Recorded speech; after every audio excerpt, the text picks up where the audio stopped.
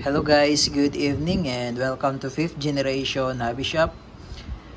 Medyo ginabi na po tayo ng review upon request po ni Sir Jason Guan ng Sorsogon. Shoutout dyan sa inyo Sir Jason Guan ng Sorsogon. So ngayon po ang ating i-review unbox is the Colt Defender. This is non-blowback airgun pistol by Umarex, licensed by Colt. Yan, so makikita nyo po, it's a licensed trademark of Colts. So meron po siyang mga markings ng license unit. Yan, this is a Defender model, Colt Defender, kaya po siya Colt Defender. So ito po ay full metal, steel ball ang bala. So ito po yung kanyang bala, 4.5 po ang diameter ng bala or ng sukat ng bolitas. So ito po ang magnet, yan, dumidikit po yan sa magnet. Kapag hindi po yan bulitas, hindi po yan dumidikit sa magnet. 12 GCO2, ito po yung cartridge. Then 16 po ang capacity niya. Then meron siyang easy load system. So shoutout po pala natin si Sir Gilbert. So nagpa-set up siya ng isang unit, KWC 75. Isingit ko lang Sir, KWC 75 competition. Nilagyan natin siya ng red dot optic. Yan, naka-set up na yung red dot optic. Shoutout Sir Gilbert, KWC competition. Bukas na natin yan Sir i-test out kasi sisiro pa natin yung optic sight. Okay, so balik tayo sa Colt Defender. Again, shoutout kay Sir Jason Guan ng Sorsogon. Ito yung unit.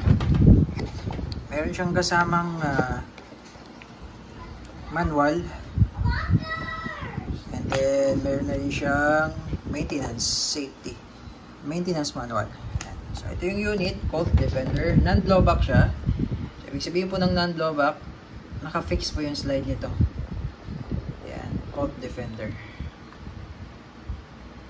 So full metal po yan. Fix yung sight, front and rear. Yeah, so yung easy load system. Ito po, hindi po ito gumagana, no? Pati itong hammer, hindi po yan gumagana. Ayan. Meron siyang markings ng Colt Defender.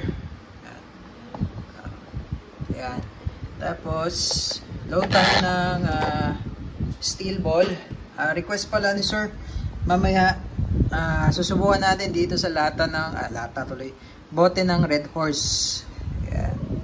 Subukan natin dyan mamaya. Okay, so ito Sir, i-demo ko po sa inyo kung paano po ang pag-load ng CO2, pati na rin po ang pag-load ng steel ball. Okay, so proceed tayo. Ito yung easy load system na sinasabi doon sa manual. Push nyo lang yan. Tapos andito yung CO2 slot. Before kayo mag-load ng CO2, patak lang kayo ng silicone oil. May kasama naman tong silicone oil na free. Ito yung cartridge.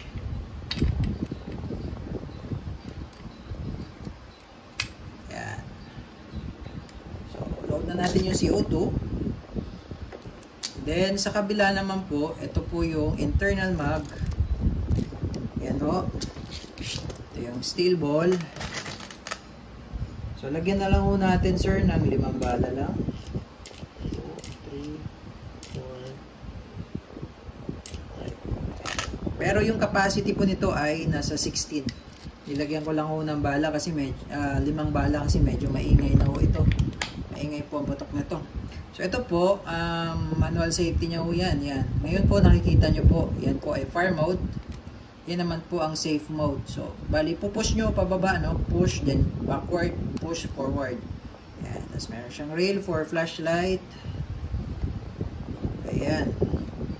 Okay. So, yun lang po. Ganun lang siya kadali.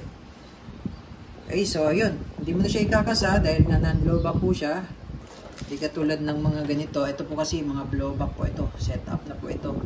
Ayan. Competition. Again, shoutout kay Sir Gilbert. Ayan. Mga blowback na ho yan.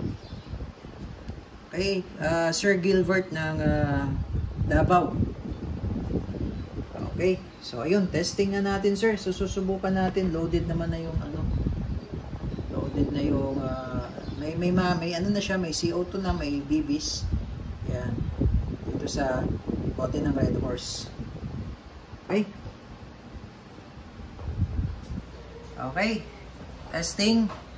Sir Jason, yan po yung ating target, yung Red Horse Beer.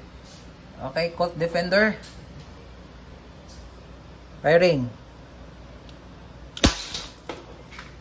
Okay, so tingnan natin sir, yung bote.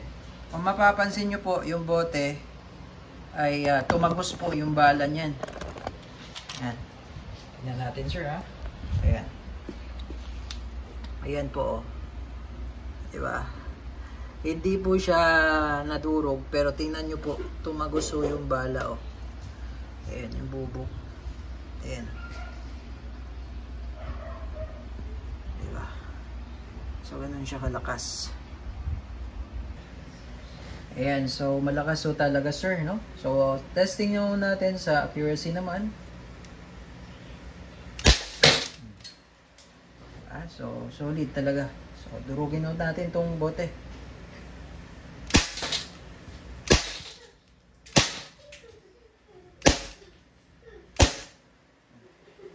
So, sobrang lakas ho niya.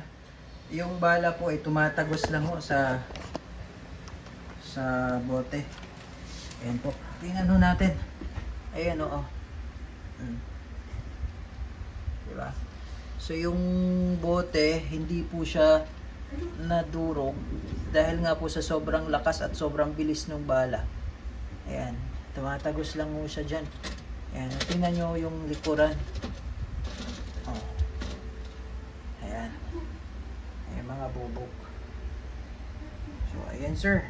Colt Defender.